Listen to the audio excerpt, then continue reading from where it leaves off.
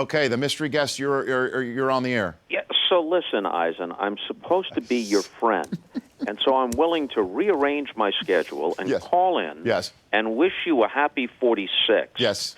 Which, when I was 46, I'm beginning to think I'm playing the back nine. But right now, I'd take 46 happily and consider myself a newborn. But leaving that aside, if you were really my friend, yes, sir, would you have me lead in to Will Ferrell? Well, I guess it's better than following Will Ferrell. But what can I possibly offer except to make this as brief as possible, get out of the way, and give the audience what it is they came for, which isn't me? No, Bob Costas, this is fantastic. I couldn't be more thankful that you're taking the time out of your very busy schedule because, you know, and it's got nothing to do with who's following. Don't you remember when you were on the Super Bowl show and J.B. Smoove was following you, and it all worked out great with you quoting Pootie Tang left, right, up, and down. It was fantastic. That worked out tremendously because he was my co-star, so to speak, on the immortal film Pootie Tang. But get ready for this. Understand this, okay? When I was 46 years old, I was at the back end of a period of time that began when I was about 30, when the word irreverent seemed to be permanently affixed with epoxy glue to my name. Irreverent newcomer, Bob Costas. Irreverent broadcaster, Bob Costas, who'll be on Letterman tonight and do the Super Bowl or the Olympics tomorrow. Right. And then, just like that, one day I woke up and I went from being the irreverent Bob Costas to venerable broadcaster Bob Costas. Or, in the views of some, because, you know, I think it might not be a good idea to carry a gun into a club or cost your team 15 yards by doing an end zone dance in a playoff game. Then I became curmudgeonly Bob Costas.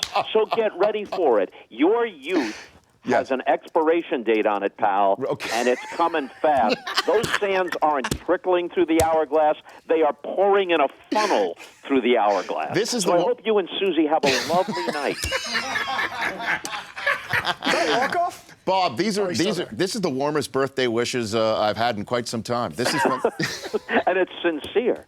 No, I know. From someone who's been there. Well, I mean, look, Clayton Kershaw one day will go from a fireballer to a crafty left-hander, right? Correct. He's going to be crafty one day. Right He'll now, be getting by on guile. How come right-handers don't get by on guile or crafty, Bob? How about that? That's true. And generally speaking, it's only port-siders who toe the slab in the nightcap of a twine-nighter, if they still play twine-nighters, as opposed to the lid lifter. Yes. Yeah. I like it. See, you know, Bob Costas surprising me here on my birthday here on the Rich Eisen Show, telling me to soak in my youth. This is great. Oh, gosh. So should I transition to Pete Rose, or is everybody asking you about that, Bob? Do I do that? It's your show, and you've got me. So whatever it is you want to talk about, I have displayed a propensity to make reasonable remarks that nonetheless, in the world in which we live, cause a firestorm. Well, actually, so why should I stop now? Yeah, that's what I'd like. I'd like you to say something that helps this segment go viral and I get clicks. So you can give me clicks for my birthday. Yeah, clicks, that's all that matters. Clicks.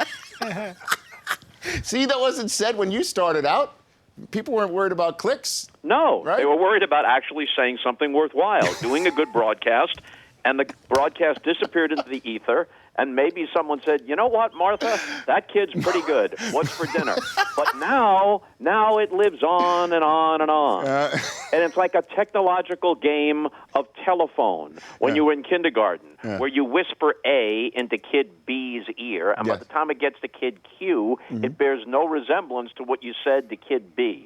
Well, now that's what it is virally, technologically. You say A carefully, thoughtfully, and by the time the vultures of the ether have picked it over, it has become something entirely different. I now have my new fantasy team name for this fall, Vultures of the Ether. You just helped me, Bob, immeasurably. That's your birthday gift to me.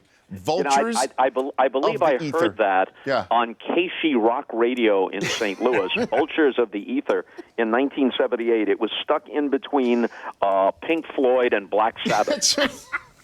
They did. Vultures of the Ether did do a great acoustic album, for sure, back in the 70s. That does sound like that. Oh, gosh. So so what's first? What's first in your life, Bob? You getting a smartphone where you can get emails and stuff on it, or are you getting a Twitter account? What would happen first in your life, Bob? They're tied for never.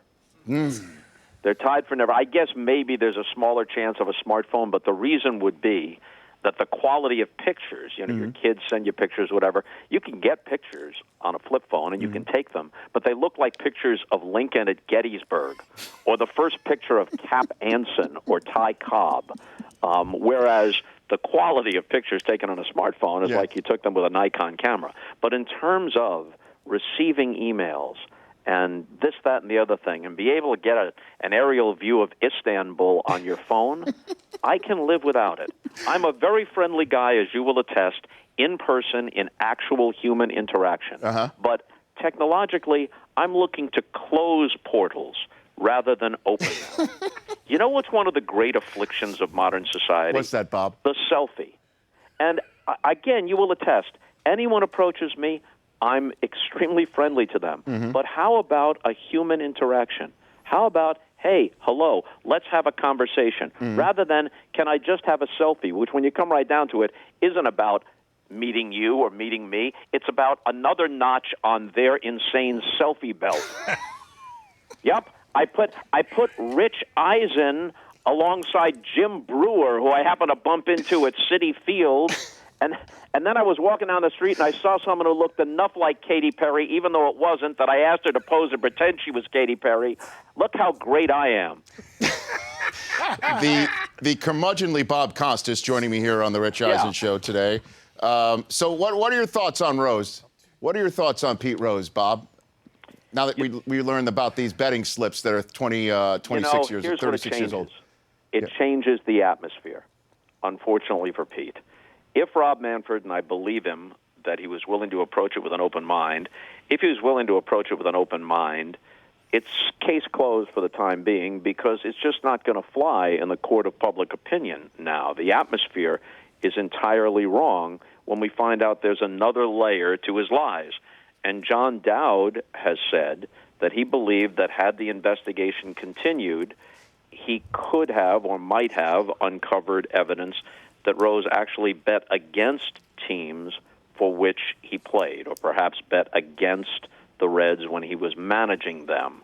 There is no tangible evidence to that effect, but that is what John Dowd, the investigator, whose work has pretty much, in fact, entirely been validated more than a quarter century later, that is what he says he believes. So given all that, it just isn't the right time. I also think there's an important distinction. I don't think he ever deserved to be reinstated. The rule is clear. It may be worse to bet against your team. It may be worse to bet on your team and not against them than on a game elsewhere in the league. But the penalty is clear. It's the same. Whether it should be the same, you can argue, but the penalty has always been the same. If, as an active participant, manager, coach, player, umpire, if as an active participant you bet on baseball, permanent banishment. So he faced permanent banishment for what he did. I guess you could have made an argument they could have commuted his sentence out of sympathy and on the basis that what harm could his sort of peripheral presence in baseball have done at this point, but that would have had to have been a commutation of the sentence, where his real argument was for being placed on the Hall of Fame ballot because the Hall of Fame's board of directors in 1991 had said that anyone on the permanently ineligible list was ineligible for the Hall of Fame ballot, and Pete had been banned by Bart Giamatti with no mention of the Hall of Fame in 1989. Now, clearly that was kind of an ex post facto rule that was aimed at Pete and Pete alone. It surely wasn't aimed at shoeless Joe Jackson, who at that point had been dead for 40 years, and who, by the way, remains dead at the present time. So there could have been an argument that whatever his transgressions were, and whatever the validity of his banishment from baseball, you could make a case for him in the Hall of Fame. And I still think you can, but I think it's just one that people don't have the energy to make as much as they used to because they keep learning these disappointing things about Pete.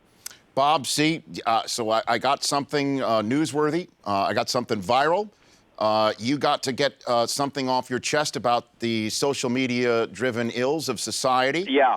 And I'm sure that solved all those ills rather than just making me a target of them. We call this a win-win, and even if there is something that requires solace, there's, from what I've heard, you take a listen to this, there's something, a silver lining in Switzerland as well. Go for it. In Switzerland, it's illegal to own only one guinea pig because they are prone to loneliness. So there's that, Bob.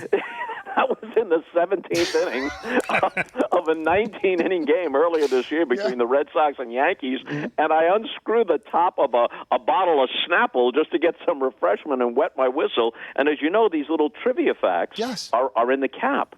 And then subsequently, Snapple sends me an entire case of Snapple with my own Bob Costas fun fact on the cap. What was the Costas fun fact? Nah, modesty forbids. But nonetheless, nonetheless, I subsequently come across one while I'm doing a Met game a week ago, and this is true. I hope I'm getting the figures right, but the essence of it is true. In 1859, 24 rabbits were released in Australia. 6 years later, the rabbit population of Australia was 2 million. So it apparently is not just, an urban myth or whatever, that when people say they're like rabbits, they mean it. Bob, you're the best. Thanks for calling in. Say hi to Jill. Are we done now? We are, sir. That's a walk-off. That's a walk-off. That's a walk-off. Thanks, Bob. Bye. You bet. That's Bob Costas. The Rich Eisen Show, weekdays at noon Eastern. On Audience.